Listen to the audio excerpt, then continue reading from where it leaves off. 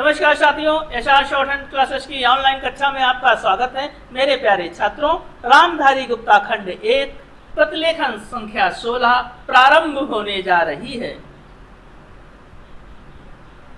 अध्यक्ष जी, जिस समय पाकिस्तान ने भारत पर हमला किया था, उस समय उन्होंने देश की रक्षा के लिए महत्वपूर्ण कार्य किया था।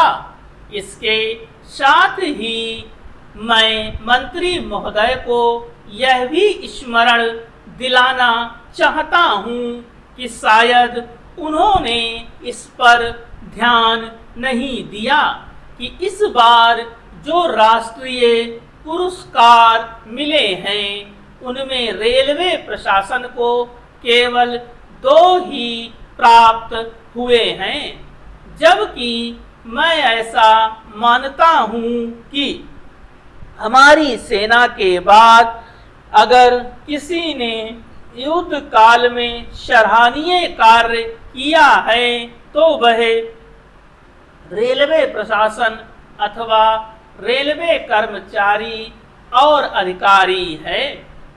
इसलिए उनके मनोबल को बनाए रखने के लिए और उनको प्रोत्साहित करने के लिए रेल मंत्री को इस बात पर भी ध्यान रखना चाहिए और इसका प्रयास करना चाहिए कि जो भी इस तरह के प्रोत्साहन मिले उनमें रेलवे का विशेष ध्यान रखा जाए। रेल मंत्री महोदय ने अपने वक्तव्य में भी रेलवे कर्मचारियों की प्रशंसा की है या उनको प्रोत्साहन दिलाया है, लेकिन यह प्रोत्साहन शांति काल में भी बना रहना चाहिए।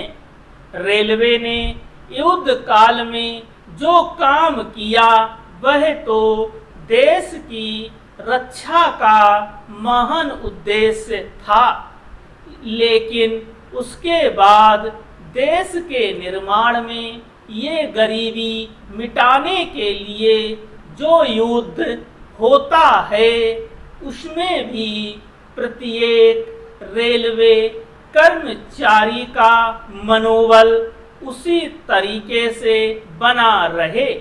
इसके लिए भी रेल मंत्री महोदय को कुछ कदम उठाने की आवश्यकता होती है। मैं ऐसा मानता हूँ कि वह किसी भी तरीके से करे, उनका तरीका कुछ भी हो, लेकिन उनको यह करना चाहिए कि जितने भी रेलवे कर्मचारी हैं, जो भी रेलवे को मुनाफा हो उसमें वह साझीदार हो। चाहे आप उनको बोनस के रूप में कुछ दें, चाहे किसी और तरीके से दें, लेकिन हर वर्ग के रेलवे कर्मचारी को मालूम होना चाहिए कि यदि वह देश के निर्माण के संबंध में ठीक तरह से काम करेगा तो उसको पुरस्कार के रूप में या वेतन के अंश के रूप में अपने वेतन के अलावा पैसा मिलेगा।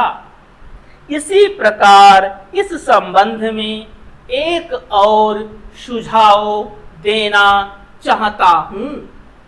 स्वतंत्रता के बाद रेल प्रशासन भारत सरकार का प्रशासन हो गया, लेकिन यह लोकसभा एक विशेष उद्देश्य को लेकर चुनी गई है।